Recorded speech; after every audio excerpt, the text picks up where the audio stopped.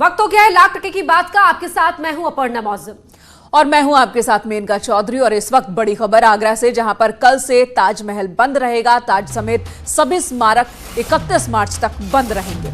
बड़ी खबर आपको बता रहे हैं, कोरोना वायरस के मद्देनजर एहतियातन ये फैसला लिया गया है। बड़ी संख्या में टूरिस्ट आते हैं ताज का दीदार करने के लिए।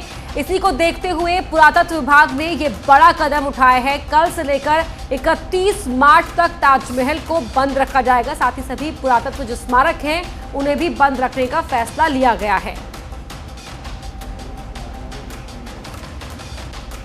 आरिफ हमारे सहयोगी इस वक्त हमारे साथ जुड़ चुके हैं। आरिफ, बड़ी संख्या में टूरिस्ट आते हैं और अब कल से 31 तक बंद रहेगा। देखिए, बिल्कुल जिस तरह से कोरोना वायरस का कहर जगह जगह दिखाई दे रहा है, पूरी दुनिया में दिखाई दे रहा है, उसके मद्देनजर बहुत बड़ा फैसला लिया गया है कि आगरा का जो ताजमहल है उसके अलावा तमाम जो मोनूमेंट्स है, जितने भी स्मारक है, सारे बंद रहेंगे। दरअसल तमाम विदेशी यहाँ सैलानी आते हैं, लेकिन हालांकि अभी आने पर पाबंदी है। लेकिन आरिफ ये बताएं, कुछ लोग ऑनलाइन बुकिंग भी करते हैं। अगर किसी ने ऑनलाइन बुकिंग कल के लिए कर रखा हो या आगे के दिनों के लिए, तो क्या वो बुकिंग कैंसिल होंगे?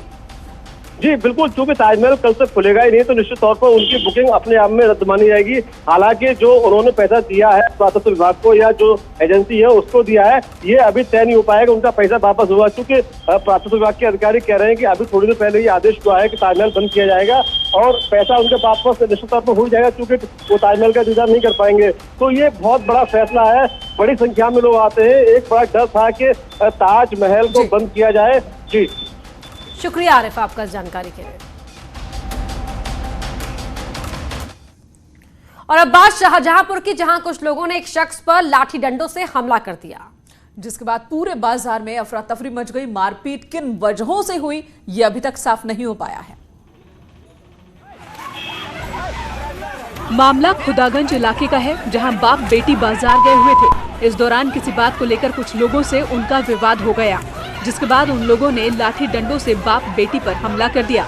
इस दौरान लड़की ने पिता को पिटता देख मदद की गुहार लगाई, लेकिन आसपास खड़े किसी शख्स की हिम्मत नहीं हुई कि बेटी के सामने पिट रहे पिता को बचाए।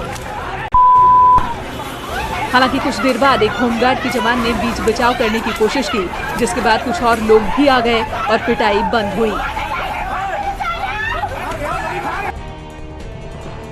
पिटाई की ऐसी ही तस्वीर शामली से भी आई, जहां एक बाइक सवार को कई लड़कों ने घेर लिया और उसकी लात घूंसों से पिटाई कर दी।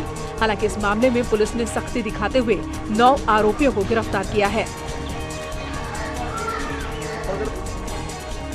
आगरा में भी एक मनबड़ लड़के ने दूसरे की पिटाई कर दी। मामला शाहगंज इलाके का है, जहां रुपए को लेकर 2 लड़कों में विवाद हुआ, जिसके बाद एक ने दूसरे का सिर फोड़ दिया। पिटाई होता देख तीसरे शख्स ने बीच बचाव कर मामला शांत कराया। News 18 bureau.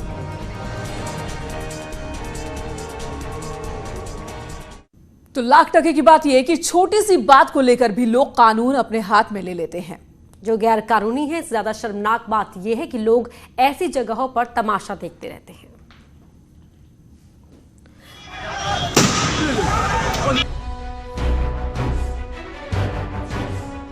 मामला औरैया के नारायणपुर का है, जहां जमीन विवाद में 2 लोगों की हत्या हो गई। मर्डर का आरोप एसपी के एमएलसी कमलेश पाठक, उनके भाई और गुर्गों पर है। नारायणपुर के मंदिर में हुई मारपीट और फायरिंग का वीडियो भी अब सामने आ गया है, जिसमें एमएलसी कमलेश और उसके गुर्गे एक शख्स की पिटाई कर रहे हैं। दूसरे वीडियो में फायरिंग की आवाजें भी सुनाई दे रही हैं। आरोप ये है कि खुद कमलेश पाठक ने फायरिंग की। नारायणी मंडप गेस्ट हाउस के पास मंदिर के विवाद को लेकर 2 पक्षों में झगड़ा शुरू हुआ और उसी में 2 लोगों की मृत्यु हो गई। जो मौजूदा सपा के एमएलसी हैं वो और उनके भाई यहाँ मौजूद थे, जिनके द्वारा गोली चलाई गई। गोलीबारी में 2 लोग घायल भी हुए थे। इलाज के बाद एक शख्स को डिस्चार्ज कर दिया गया। फिलहाल पुलिस ने सभी आरोपियों को गिरफ्तार कर लिया है, जिसमें एसपी के एमएलसी कमलेश पाठक के साथ साथ उनका सरकारी गनर, भाई और ड्राइवर भी शामिल हैं। न्यूज़ 18 के लिए औरैया से रवि तिवारी की रिपोर्ट। लाख टके की बात यह है कि उत्तर प्रदेश सरकार भूमि विवाद के निपटारे के लिए हर गांव को डिजिटल पहचान देने की तैयारी में है। 18 अंकों का एक यूनिक नंबर होगा, जिससे जमीन विवाद का निपटारा करना आसान होगा। उम्मीद है उसके बाद ऐसी तस्वीरें देखने को न मिले। इधर उत्तर प्रदेश पुलिस लगातार बदमाशों के खिलाफ ऑपरेशन क्लीन चला रही है, जिसका नतीजा आए दिन आपके सामने होता है। ऐसा कोई दिन नहीं होगा जब पुलिस से मुठभेड़ की खबरें नहीं आती। यूपी पुलिस अपराध पर लगाम लगाने के लिए लगातार ऑपरेशन क्लीन चला रही है। लखनऊ, कानपुर और मथुरा में पुलिस से मुठभेड़ हो गई। लखनऊ में पीजीआई के पास बदमाशों से पुलिस का सामना हो गया। पुलिस ने बदमाशों को सरेंडर करने की चेतावनी दी, इसके बावजूद बदमाशों ने पुलिस पर फायरिंग कर दी। जवाबी कार्रवाई में बदमाश घायल हो गया। वहीं मथुरा में पुलिस की गौ तस्करों से मुठभेड़ हो गई। इस मुठभेड़ में दोनों तरफ से करीब 12 मिनट तक फायरिंग हुई, जिसमें एक गौ तस्कर ढेर हो गया जबकि 2 घायल हो गए, जिनको पुलिस ने गिरफ्तार कर लिया। गाड़ी एक जगह उनकी फंस गई हाईवे पे और वहाँ से वो उतरकर पुलिस पर फायर करने लगे। पुलिस ने जवाबी फायरिंग करी। उनके इलाज के लिए जब उनको अस्पताल ले जाया गया तो वहाँ पर इलाज के दौरान एक जो बदमाश थे उसकी मृत्यु हुई है। कानपुर में भी शातिर बदमाशों का सामना पुलिस से हो गया। इस मुठभेड़ में शातिर बदमाश सोनू बिठूर पुलिस की गोली लगने से घायल हो गया, जिसके पास से लूट का माल, चेकबुक और कई बैंक के ATM बरामद हुए। गिरफ्तार बदमाश पर चोरी, लूट और हत्या जैसी कई मामले दर्ज हैं। पुलिस पार्टी पर जान से मारने की नीयत से फायर किया और आत्मरक्षा में पुलिस को उस पर गोली चलानी पड़ी, जिसमें वह गोली लगने से घायल हुआ और उसको गिरफ्तार कर लिया। जब से यूपी में योगी सरकार बनी है तब से पुलिस लगातार बदमाशों के खिलाफ ऑपरेशन क्लीन चला रही है, जिसकी तस्वीरें आए दिन आपके सामने आती रहती हैं। Bureau report, news 18। और लाख टके की बात यह है कि योगी सरकार लगातार ऑपरेशन क्लीन चला रही है। सीएम योगी आदित्यनाथ पहले ही साफ कर चुके हैं कि किसी भी हाल में अपराधियों को यूपी में शरण नहीं दी जाएगी। सीएम ने तो साफ कर दिया है, लेकिन लगातार क्राइम का ग्राफ बढ़ता जा रहा है। रेप, हत्या, बलात्कार जैसी घटनाओं ने लोगों की चिंता बढ़ा दी है। प्रशासन भले सब कुछ ठीक होने का दावा कर रहा हो, लेकिन तस्वीर बहुत अच्छी नहीं है।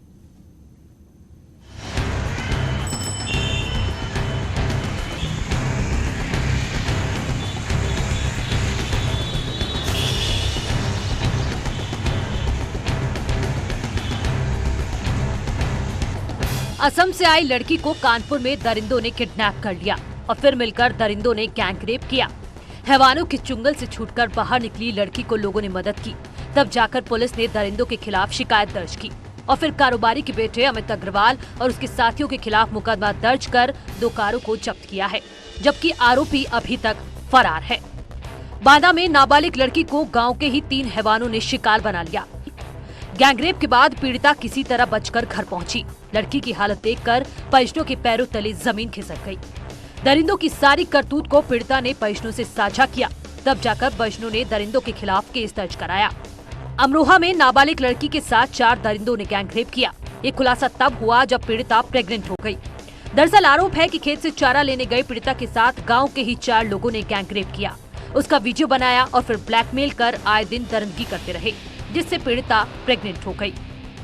करीब 5 महीने पहले जब वो खेत में चारा लेने गई थी तो उसके साथ कुछ लोगों ने दुराचार किया और उसकी वीडियो बना ली थी। बाद में वो लोग धमकी दे देकर उसके साथ लगातार रेप करते रहे, जिससे वो 3 महीने की प्रेग्नेंट है। इस सूचना पर थाने पर अभियोग पंजीकृत कर लिया गया है। इस मामले में अब तक पुलिस ने एक आरोपी को गिरफ्तार किया है। फिलहाल तीनों मामलों में आरोपियों के खिलाफ पुलिस कार्रवाई का भरोसा दे रही है। Bureau report, news 18। लाख टके की बात यह है कि योगी सरकार क्राइम कंट्रोल करने की कोशिश कर रही है, लेकिन अपराधियों के हौसले इतने बढ़े हुए हैं कि आए दिन हत्या, रेप और लूटपाट की घटनाओं को बदमाश अंजाम दे रहे हैं। लखनऊ के चौराहों से पोस्टर हटाने की आज अंतिम तारीख, लेकिन सरकार ने अब तक चौराहों से पोस्टर नहीं हटाए और अब सरकार ने हाईकोर्ट का रुख किया है। पूरी तस्वीर आपको दिखाते हैं इस रिपोर्ट के जरिए। के मुताबिक सरकार ने एक हलफनामा हाईकोर्ट में दाखिल कर दिया। दरअसल हाईकोर्ट के आदेश के मुताबिक 16 मार्च तक किसी भी हाल में लखनऊ की सड़कों से पोस्टर हटाकर रजिस्ट्रार के सामने एक रिपोर्ट पेश करनी थी। सरकार ने रिपोर्ट तो पेश कर दी, लेकिन लखनऊ की सड़कों से दंगाइयों के पोस्टर नहीं हटाए, क्योंकि इस मामले की सुनवाई सुप्रीम कोर्ट में लंबित है, जिसको आधार बनाकर सरकार ने हाईकोर्ट से समय की गुहार लगाई है। सरकार ने हलफनामे में लिखा है, दंगाइयों के पोस्टर मामले की सुनवाई सुप्रीम कोर्ट में लंबित है। इसलिए सरकार को कुछ और समय दिया जाए। दरअसल हाईकोर्ट ने लोगों की निजता का हवाला देकर सरकार को पोस्टर हटाने के आदेश दिए थे। इस फैसले को सरकार ने सुप्रीम कोर्ट में चुनौती दे दी, जिस पर सुप्रीम कोर्ट की 3 जजों की बेंच सुनवाई करेगी, लेकिन सुप्रीम कोर्ट ने हाई कोर्ट के आदेश पर रोक नहीं लगाई है। Bureau report, news 18। और इस वक्त बड़ी खबर आ रही है, राज्यसभा के लिए मनोनीत हुए हैं रंजन गोगोई। राष्ट्रपति रामनाथ कोविंद ने राज्यसभा के लिए उन्हें मनोनीत किया है। तो बता दें आपको कि रंजन गोगोई 17 नवंबर को रिटायर हुए थे और उन्होंने राम मंदिर पर ऐतिहासिक फैसला सुनाया था और अब उन्हें राष्ट्रपति रामनाथ कोविंद ने मनोनीत किया है और इस तरह से राज्यसभा के सांसद बने हैं रंजन गोगोई।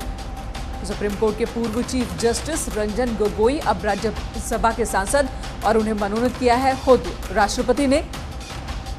एक ऐतिहासिक फैसला उन्होंने अपने कार्यकाल के आखिरी वक्त में सुनाया और वो अयोध्या के मसले पर।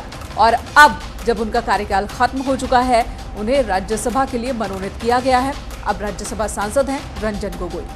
बिल्कुल, पार्लियामेंट के अपर हाउस के लिए मनोनीत किया गया राष्ट्रपति रामनाथ कोविंद की ओर से। ऐसे में राज्यसभा के एमपी बने हैं रंजन गोगोई। 17 नवंबर को ही रिटायर हुए थे और रंजन गोगोई जो सुप्रीम कोर्ट के चीफ जस्टिस रहे हैं, अपने कार्यकाल के दौरान राम मंदिर पर ऐतिहासिक फैसला उन्होंने सुनाया और इतिहास के पन्ने में इस तरह उनका कार्यकाल दर्ज हो गया और अब उन्हें राज्यसभा के लिए मनोनीत किया गया राष्ट्रपति की ओर से।